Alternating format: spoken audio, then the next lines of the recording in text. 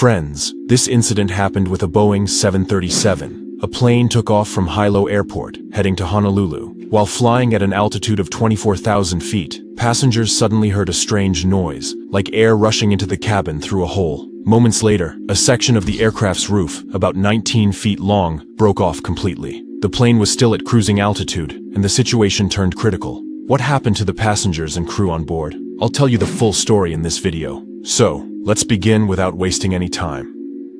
On April 28, 1988, at 1:25 p.m., a 19-year-old Boeing 737 operated by Aloha Airlines took off from Hilo International Airport for a routine flight to Honolulu. There were 89 passengers, 3 flight attendants, and 2 pilots on board. The flight was commanded by Captain Robert Schornsteimer, an experienced pilot with 6,700 flight hours on the Boeing 737. That day, the aircraft had already completed 3 flights without any reported issues.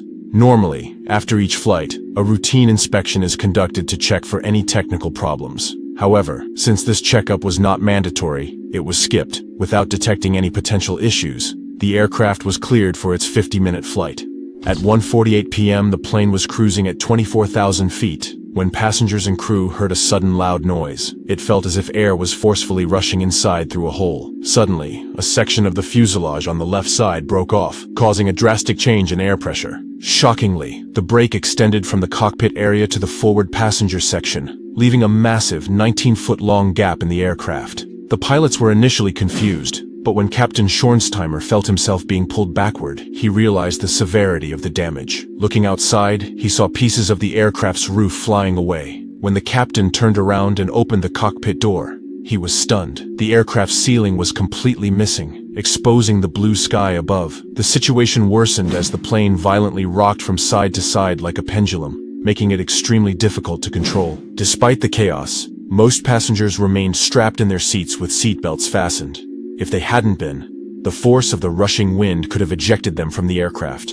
Oxygen masks deployed, and everyone tried to hold on. One of the 3 flight attendants was not wearing a seatbelt. Due to the sudden decompression, she was sucked out of the aircraft and lost. At this point, the nearest possible landing site was Maui Island. However, the intense noise from the rushing wind made it impossible for the pilots to communicate clearly. They weren't sure if their emergency distress call had been received. As the aircraft descended to 14,000 feet, Air Traffic Control finally received their distress message and granted immediate clearance for an emergency landing. The plane continued its rapid descent and approached the runway.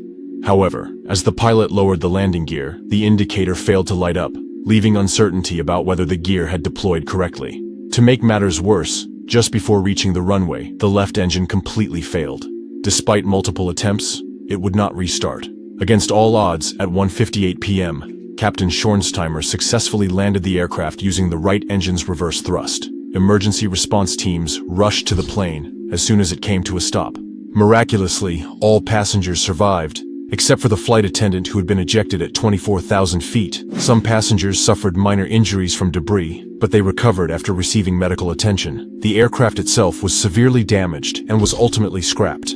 Investigations later revealed that the primary cause of this catastrophic failure was metal fatigue due to the aircraft's high flight cycle. Over the years, the plane had been taking off and landing far more frequently than recommended, leading to unseen structural weaknesses. One passenger later reported noticing a small crack in the fuselage while boarding, but assumed it wasn't a major issue and ignored it. Following the investigation, the U.S. National Transportation Safety Board, NTSB, held Aloha Airlines responsible for allowing a 19-year-old aircraft to operate without proper inspections. This incident led to stricter safety regulations and maintenance checks for aging aircraft. That's all for today's video. If you found this story interesting, don't forget to like and subscribe to the channel. Thanks for watching.